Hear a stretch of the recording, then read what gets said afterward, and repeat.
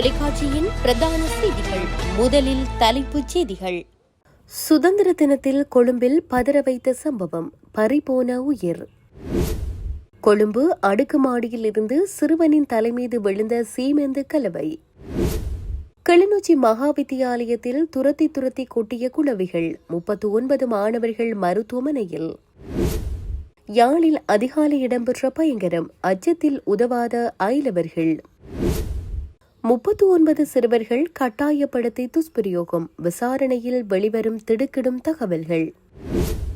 கனடாவிற்கு தற்காலிக விசாவில் வருகை தந்தவர்கள் வெளியேற வேண்டும், ஷாக் கொடுத்த தகவல்.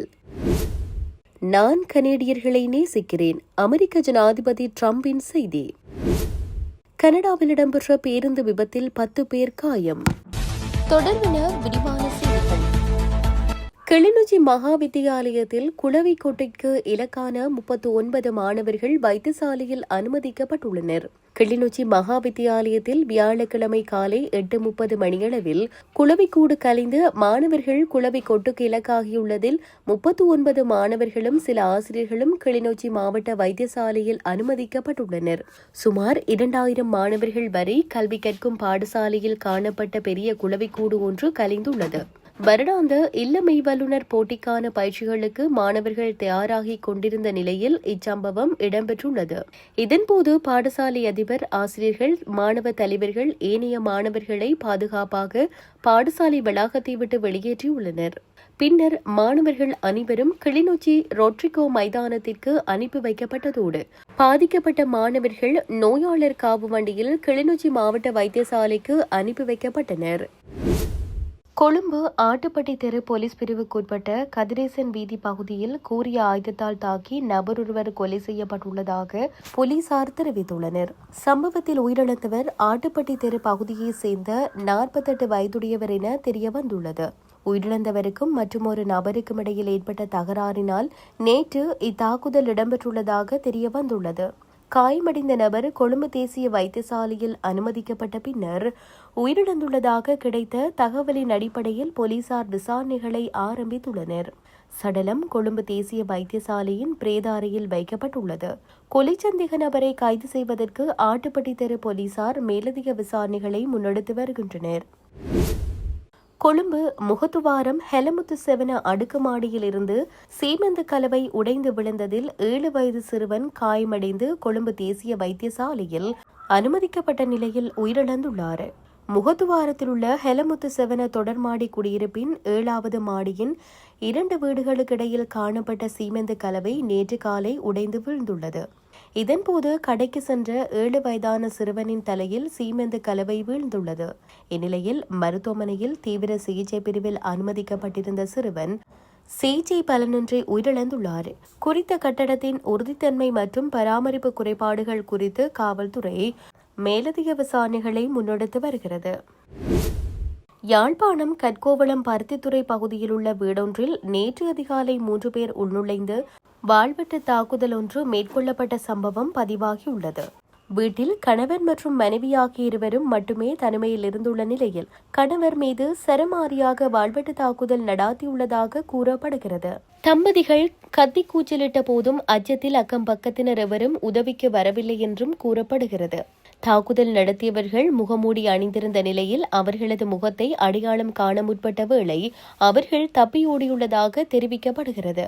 சம்பவம் தொடர்பில் நேற்று அதிகாலை 3 மணியளவில் போலீஸ் நிலையத்தில் முறைப்பாடு செய்யப்பட்ட போதிலும் போலீசார் மதிய நேரமே விசாரணை நடத்தியுள்ளதாக பாதிக்கப்பட்டவர்கள் குற்றம் சுமத்தியுள்ளனர். கண்டியில் சிறுவர்களை அச்சுறுத்தி துஷ்பிரயோகம் செய்த சம்பவத்துடன் தொடர்புடைய மேலும் பல சந்தேக நபர்களை கண்டறிவதற்கான விசாரணைகளை காவல்துறையின் சிறுவர் மற்றும் மகளிர் பிரிவு தீவிரப்படுத்தியுள்ளது. கண்டி மற்றும் பேராதனை பகுதிகளில் 36க்கும் மேற்பட்ட சிறுவர்களை அச்சுறுத்தி பாலியல் துஷ்பிரயோகத்திற்கு உட்படுத்திய சம்பவத்தில் மேலும் பலர் தொடர்புபட்டுள்ளமை தெரியவந்துள்ளது. கண்டியைச் சேர்ந்த ஒருவர் வழங்கிய முறைப்பாட்டின் அடிப்படையில் பேராதனை பகுதியில் தேங்காய் எண்ணெய் வியாபாரம் செய்யும் பிரதான சந்தேக நபரும் பொறியியலாளர் ஒருவரும் கைது செய்யப்பட்டுள்ளனர். சந்தேக நபர்கள் சமூக வலைதளங்களூடாக சிறுவர்களுடன் தொடர்புகளை ஏற்படுத்தியதோடு மேலதிக வகுப்புகளை இலக்கு வைத்து செயற்பட்டுள்ளனர். சிறுவர்களை துஷ்பிரயோகம் செய்யும் காட்சிகளை ரகசியமாக பதிவு செய்துள்ள சந்தேக நபர்கள் அந்த காணொலிகளை சமூக வலைதளங்களில் வெளியிடுவதாக அச்சுறுத்தி அவர்களை தொடர்ச்சியாக 3 இடங்களில் வைத்து துஷ்பிரயோகம் செய்துள்ளதாக விசாரணைகளில் தெரியவந்துள்ளது. இந்நிலையில் சந்தேக நபர்களுடன் மேலும் 5 பேர் தொடர்புடையதாக தெரியவந்துள்ள நிலையில் அவர்களை தேடும் நடவடிக்கையை காவல்துறையினர் தீவிரப்படுத்தியுள்ளனர். மேலும் சந்தேக நபர்களால் துஷ்பிரயோகம் செய்யப்பட்ட சிறுவர்கள் இருப்பார்களானால் அவர்கள் குறித்த தகவல்களை கண்டறிவதற்கான விசாரணைகளும் முடக்கிவிடப்பட்டுள்ளது. கனடாவிற்கு தற்காலிக விசாவில் வருகை தந்தவர்கள் அதன் காலம் முடிவடைந்ததுடன் நாட்டை விட்டு வெளியேற வேண்டும் என கடமையாக்கப்பட்டுள்ளதாக கனடிய குடிவரவுத்துறை அமைச்சர் லினா மிட்லெஜ் தியாப் தெரிவித்துள்ளார். அதன்படி தற்காலிக விசாக்களில் கனடாவிற்குள் வருபவர்கள் வெளியேறுவதை கண்காணிக்க டிஜிட்டல் கருவிகளை பயன்படுத்த நடவடிக்கை எடுக்கப்பட்டுள்ளதாக அவர் குறிப்பிட்டுள்ளார். தற்போது ஒரு நபர் நாட்டை விட்டு வெளியேறும் போது அவரது விவரங்களை எல்லை பாதுகாப்பு முகவரகம் பதிவு செய்கிறது. எனினும் விசா காலம் முடிந்ததால் குறிப்பிட்ட நபர் வெளியேறுகிறாரா என்பதை தானாக கண்டறியும் வசதி இல்லை என கனேடிய குடிவரவுத்துறை அமைச்சர் சுட்டிக்காட்டியுள்ளார். இதனை சாதாரண நடைமுறையின் மூலம் சரிபார்க்க அதிக நேரம் எடுப்பதால் அதனை மாற்றியமைக்க திட்டமிட்டுள்ளதாக அவர் தெரிவித்துள்ளார். இதேவேளை 2026 ஆண்டில் மட்டும் சுமார் 1.9 மில்லியன் தற்காலிக விசாக்கள் காலாவதியாக உள்ளதாக கனடிய குடிவரவுத்துறை அமைச்சு தெரிவித்துள்ளது. அதே சமயம் விசிட்டர் விசா உட்பட பல விசாக்களில் பல தமிழர்கள் கனடா சென்றுள்ள நிலையில் அவர்களுக்கும் நெருக்கடி நிலைமை ஏற்பட்டுள்ளமை குறிப்பிடத்தக்கது. அமெரிக்க ஜனாதிபதியான டொனால்டு டிரம்ப் சமீபத்தில் அமெரிக்காவிற்கு சென்ற கனடிய நாடாளுமன்ற உறுப்பினர் ஒருவர் மூலமாக கனடியர்களுக்கு செய்தி ஒன்றை அனுப்பியுள்ளார். கனடாவின் கன்சர்வேட்டிவ் கட்சி நாடாளுமன்ற உறுப்பினரான ஜெமல் ஜிவானி சமீபத்தில் அமெரிக்காவிற்கு சென்றிருந்தார். கனடா அமெரிக்க உறவுகளை வலுப்படுத்தும் நோக்கில் தனிப்பட்ட முறையில் அவர் அமெரிக்கா சென்றிருந்தார். அப்போது அமெரிக்க ஜனாதிபதி டிரம்ப் கனடிய மக்களுடன் பகிர்ந்து கொள்ளும்படி தன்னிடம் ஒரு செய்தியை கொடுத்ததாக தெரிவித்துள்ளார். அதுகுறித்து சமூக ஊடகமான எக்ஸில் செய்தியொன்றை வெளியிட்டுள்ள ஜிவானி, வெள்ளை மாளிகை மற்றும் மாகாணத்துறையுடன் பயனுள்ள சந்திப்புகள் இன்று நிகழ்ந்தன.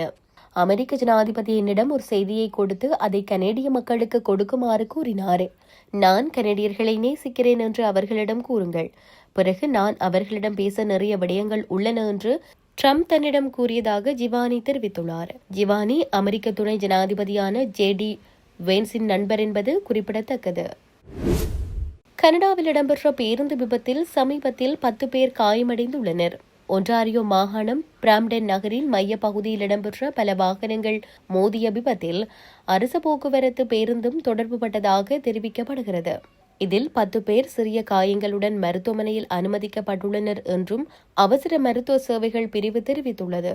இந்த விபத்து குயின் ஸ்ட்ரீட் ஈஸ்ட் மற்றும் ஹான்சன் ரோடு நார்த் சந்திப்பில் கெனடி ரோடு சவுத் பகுதியை ஒட்டிய பகுதியில் இடம்பெற்றுள்ளது. விபத்து தொடர்பான தகவல்கள் கிடைத்ததை தொடர்ந்து பீல் பிராந்திய போலீசார் சம்பவ இடத்திற்கு விரைந்ததாக தெரிவிக்கப்பட்டுள்ளது. மேலும் பிராம்டன் தீயணைப்பு மற்றும் அவசர சேவைகள் அணியினரும் சம்பவ இடத்தில் மீட்பு மற்றும் பாதுகாப்பு நடவடிக்கைகளில் ஈடுபட்டனர். விபத்து தொடர்பான மேலதிக விசாரணைகள் தொடர்ந்து நடைபெற்று வருவதாக அதிகாரிகள் தெரிவித்துள்ளனர். இத்துடன் செய்திகள் யாவும் நிறைவு பெறுகின்றன. மேலதிக செய்திகளை அறிந்து கொள்வதற்கு www.tamilaram.com எனும் இணையதளத்தை பார்வையிடுங்கள்.